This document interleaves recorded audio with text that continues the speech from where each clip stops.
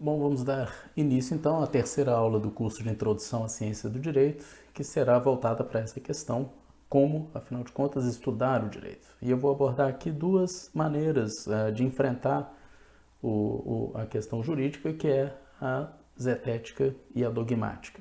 Basicamente, o que essas duas maneiras representam são, enfim, diante de um problema, a ciência do direito, basicamente, ela coloca certas questões e busca dar certas respostas. Quando a ênfase é colocada nesse aspecto das perguntas, das questões, da busca pelos fundamentos e pelas razões, a gente entra numa perspectiva mais zetética de estudo do direito. Quando a ênfase é colocada nas respostas, na importância de se dar respostas, de se decidir e de se fazer isso num tempo hábil, obviamente a ênfase vai ser numa direção mais dogmática. Vamos tentar entender isso a partir, sobretudo, dos trabalhos de um jurista alemão do século XX chamado Theodor Feuerweg.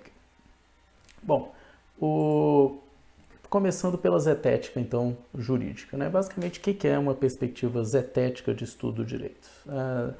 Primeiro, essa palavra zetética, que é uma Enfim, primeiro vamos definir zetética, basicamente é uma investigação, uma forma de investigar o direito que enfatiza, como eu disse, o aspecto do questionamento das perguntas, né? Essa Rechtsforschung, né? Essa investigação do direito. E acentua o aspecto pergunta da investigação. Esse termo zetética pode soar estranho, vem de um verbo grego zetein, que significa justamente perquirir, questionar, investigar, né? Pôr em questão. É um verbo, aliás, muito usado na filosofia antiga, né? Buscar a verdade, perquirir e questionar. Bom, basicamente numa empreitada de natureza zetética, todas as premissas, todos os princípios ficam sempre abertos à dúvida e, portanto, conservam sempre um caráter problemático, um caráter hipotético. Todo conhecimento, numa perspectiva zetética, tem natureza hipotética porque pode ser sempre revisto, questionado. Né? Então, num certo sentido, o empreendimento científico tem uma natureza zetética, na medida em que ele é hipotético. Bom, vou ler uma passagem do Feuerweg que explica melhor o que é um estudo zetético do direito. Diz ele: quando a ênfase reside nas perguntas, mesmo os mais importantes pontos de vista que são adotados como respostas são postos em dúvida. São sugestões vulneráveis, já que são consideradas como mera tentativa. Permanecem preliminares e incertas. Sua formulação deve facilitar a discussão, o desafio e mesmo a refutação. Então, é uma abertura para diferentes questões que podem ser sempre colocadas, recolocadas e reproblematizadas e discutidas. Bom, dentro do direito, a gente costuma dividir os estudos zetéticos em diferentes categorias. O Feuerweg dividia entre uma zetética especial, que seria uma investigação mais claramente voltada para o direito, de uma zetética filosófica mais geral, sobre os fundamentos da justiça, do bem comum, etc. Já o Tércio Sampaio Ferraz Júnior, no livro dele de Introdução à Ciência do Direito, que se apropria também dessa distinção, ele classifica em 4 categorias, na verdade 2 pares categoriais. A zetética pode ser empírica ou analítica, ela vai ser empírica quando trabalha mais no plano, reflete mais no plano da experiência, dos fatos, e mais analítica quando é uma reflexão mais teórica ou lógico-teórica, e por sua vez ela pode ser aplicada ou pura. Pura quando ela é uma reflexão mais desinteressada e aplicada quando ela é mais voltada para um domínio mais específico do direito. Bom, então, se a gente for pensar nas diferentes disciplinas jurídicas, a gente vai ter várias disciplinas, áreas do direito que tem comumente que leva adiante investigações que são claramente zetéticas, ou mais comumente zetéticas. Né? Enfim, então, por exemplo, a filosofia do direito é uma disciplina de natureza zetética, analítica pura, né? Assim como a lógica jurídica também é uma disciplina zetética, analítica pura, uma metodologia jurídica que é a reflexão sobre os princípios epistemológicos e o modo de se estudar e pesquisar e fazer ciência do direito. Bem, outras disciplinas, como a teoria geral do direito, já é considerada uma disciplina zetética analítica aplicada, mais voltada para domínios específicos do direito. Assim como a hermenêutica jurídica também seria uma disciplina zetética analítica aplicada, voltada para a questão da interpretação e da aplicação do direito. Outras disciplinas como a sociologia jurídica, a história do direito, a antropologia jurídica e a psicologia jurídica são consideradas todas elas também, em grande medida, zetéticas, mas zetéticas empíricas puras. Disciplinas como a criminologia já seria uma disciplina zetética empírica aplicada. Enfim, temos assim diferentes disciplinas que conformam, que vão fazer parte do curso de vocês aqui na Faculdade de Direito e que tem essa dimensão mais zetética de problematizar e de colocar sempre novas questões sobre diferentes aspectos do direito, ou sobre os fundamentos do direito, ou sobre o pensamento, a ciência do direito e por aí vai. Bom, por outro lado, nós temos uma outra perspectiva que não é zetética, que é a dogmática jurídica. A dogmática, essa palavra dogmática vem de docime, enfim, do latim, que significa formar uma opinião, e que a palavra dogma, que ainda é usada recentemente em vários sentidos, remete justamente a algo que não pode ser colocado em questão, não pode ser posto em dúvida, não pode ser questionado, quando a gente fala em dogmas religiosos, obviamente é nesse sentido, de certas crenças que não podem ser objeto de dúvida, não podem ser problematizadas. No caso do direito, então, a gente também teria uma forma de investigação que retira da dúvida, do questionamento, certos pontos, certas questões. E por que isso é feito? A perspectiva dogmática, basicamente, ela acentua a necessidade de se dar respostas ou de se decidir certos conflitos. E, portanto, ela, para permitir que essa resposta seja possível, ela subtrai certos elementos de antemão à dúvida, e eles são então mantidos como que pontos de partida de uma discussão que não cabem ser discutidos naquele momento, naquela seara. Vou ler uma definição do Fierweg sobre isso, diz ele: quando a ênfase recai sobre as respostas, certos pontos de vista adotados como respostas ficam explicitamente excluídos de toda discussão, não são postos em dúvida. Então eles são tratados aí propriamente como dogmas. No caso do direito, o que significaria isso? Significa que a gente pode fazer um estudo do direito a partir das normas postas, a partir dessas normas que são atos de uma vontade, foram estabelecidos pela vontade de uma determinada autoridade, e por isso são, em grande medida, arbitrários, são fruto de uma mera decisão, de uma escolha de uma determinada autoridade. Mas eu posso, partindo desses atos, fazer um estudo sistemático, rigoroso, daquilo que foi posto por uma determinada autoridade. Por exemplo, posso fazer um estudo científico do direito positivo, do direito que está posto, por exemplo, no Brasil. E isso é feito em diversas áreas do estudo jurídico, um estudo que tem essa natureza dogmática porque parte de um conjunto de normas que simplesmente estão postas. E aí a grande parte do estudo, por exemplo, do direito constitucional, administrativo, econômico, civil, empresarial, penal, processual, enfim, o direito do trabalho, enfim, diferentes áreas do direito que trabalham a partir, realizam um estudo a partir de um direito que está posto. Bom, essa dogmática jurídica, primeiro é importante entender a natureza desse estudo. É um estudo, por que afinal de contas a gente precisa muitas vezes retirar certas questões e não colocá-la em dúvida mais. Justamente porque se nós ficarmos sempre, eternamente, recolocando em dúvida todos os pontos de partida de nossas reflexões, todas as premissas de nossos raciocínios, dificilmente a gente vai conseguir chegar numa resposta, ou seja, a gente vai ficar recuando e voltando nos fundamentos e nos fundamentos dos fundamentos, etc. Isso é saudável num determinado aspecto, numa determinada perspectiva, mas em outra isso é insatisfatório, porque isso geraria uma espécie de paralisia da ação. Isso impediria, por exemplo, que o direito fosse capaz de dar respostas. Para que ele seja capaz de dar resposta, ele o faz a partir de um determinado direito posto. Só para dar um exemplo disso, se a gente for imaginar a discussão sobre o aborto, a gente pode discutir várias questões relativamente ao aborto, ao direito de que uma mulher poderia ter de interromper uma gravidez ou uma gestação indesejável.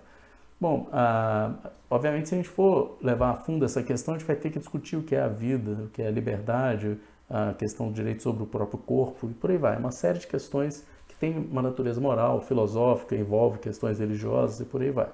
Agora, eu posso também tratar essa questão simplesmente partindo do direito que está posto. E aí, à luz do nosso Código Penal, constitui crime a prática do aborto e, portanto, a resposta jurídica devida para esse caso, a gente pode raciocinar a partir de um direito posto. Então, percebo que ao se raciocinar a partir de um direito posto, ou dogmaticamente, eu excluo essas outras questões. Não que elas não possam ser colocadas em outros ambientes, não que não caiba discussões de ordem moral ou filosófica sobre isso, mas para se tomar decisão, essas questões não são pertinentes, ou seja, elas não cabem nesse domínio. E aí a gente tem um domínio de discussão de natureza dogmática.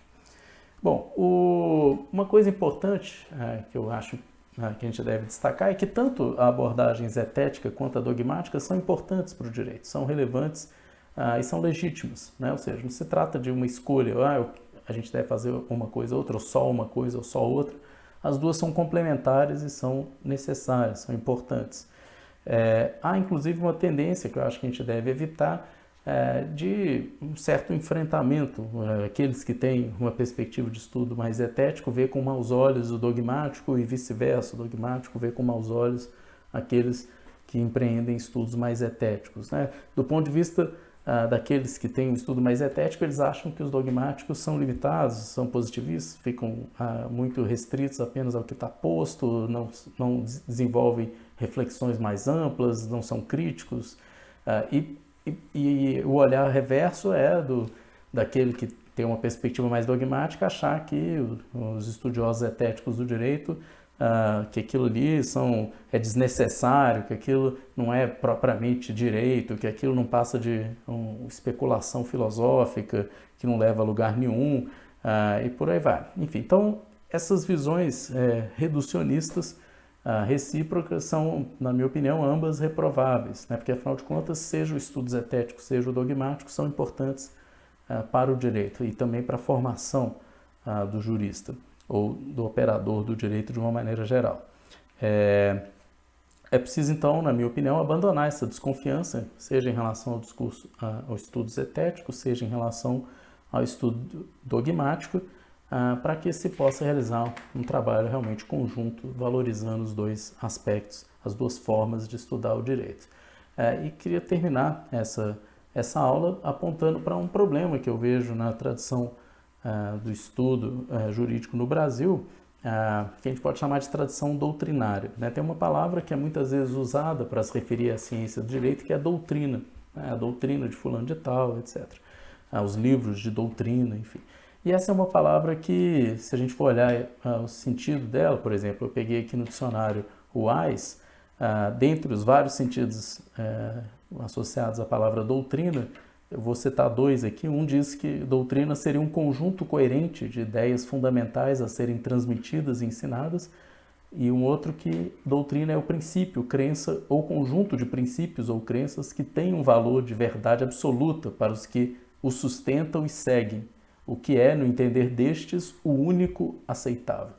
Se a gente for pensar dessa forma, obviamente isso é incompatível com uma abordagem ou um empreendimento científico. A ciência, como eu já disse, ela tem um caráter hipotético, tudo pode ser colocado em dúvida, ela é aberta, tudo pode ser criticado, e obviamente não cabe falar em certezas, verdades absolutas, única opinião aceitável, algo verdadeiro que deve ser simplesmente transmitido, ensinado. Não é dessa forma que o ensino do direito deve ser pensado, mas infelizmente essa palavra, que tem uma longa tradição, acabou ficando arraigada, Enquanto em outros domínios do conhecimento a gente fala em teorias, a teoria de fulano, a teoria de ciclano, teorias da matemática, da física, da biologia, no direito a gente fala em doutrinas, a doutrina de fulano, de ciclano, enfim. Mas etimologicamente falando, essa palavra não é apropriada para se referir a construções científicas. A gente deveria falar também em teorias no âmbito do direito, seria mais correto e mais preciso. E essa palavra, doutrina, serve também para a gente nomear uma certa tradição de ensino jurídico, que a gente pode chamar de doutrinário, que tem um caráter manualesco, uma reprodução de certas maneiras de pensar o direito e e que é um tipo de aprendizado muito conteudístico, muita decoreba de certas concepções e teorias que tem pouca relação com o mundo que a gente vive, com os problemas contemporâneos, e que tem pouca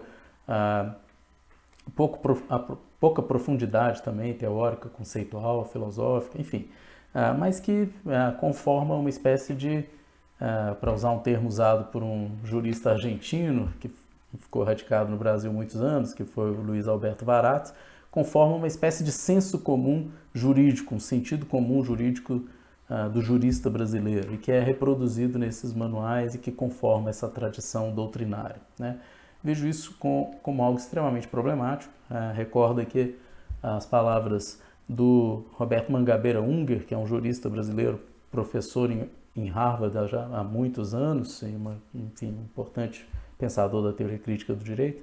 E o Roberto Mangabeira Unger, em 2006, foi chamado ele escreveu um texto a pedido da Fundação Getúlio Vargas, na época, para refletir sobre o ensino jurídico no Brasil. O título do texto é Uma Nova Faculdade de Direito no Brasil, e lá ele fazia uma série de críticas à forma como o ensino jurídico normalmente acontece no nosso país, e ele apontava para o fato de que, no final das contas, essa tradição doutrinária ela não é nem propriamente teórica e nem prática, ou seja, ela não forma as pessoas nem para serem bons teóricos e pensadores do direito, com uma capacidade crítica e reflexiva aprofundada, e também não formam pessoas praticamente competentes para agirem e operarem o direito de uma maneira condizente com o nosso tempo, enfim, de maneira eficiente.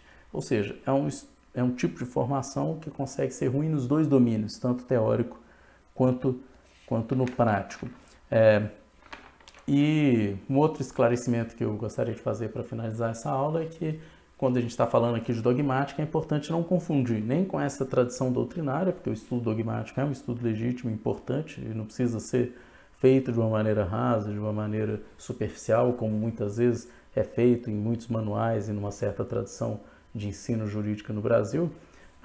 E, por outro lado, também dogmática não tem que ser confundida com positivismo, né? O positivismo é uma posição teórica, uma forma de abordar cientificamente o direito absolutamente legítima, aprofundada. Tem vários teóricos de peso, ou que se dizem positivistas, ou que têm afinidades com o positivismo jurídico de diferentes maneiras, né? Então, obviamente, o que está em jogo aqui nessa tradição doutrinária não é um verdadeiro positivismo jurídico, é uma espécie de pseudo-positivismo, né? Ou seja, um positivismo meio amador, que na verdade não é nem esse sentido comum, esse senso comum teórico doutrinário no Brasil não é nem positivista, nem pós-positivista, ele é uma espécie de diletantismo doutrinário, uma mistura, uma colcha de retalhos de várias concepções diferentes, sem profundidade, sem rigor, sem coerência, né?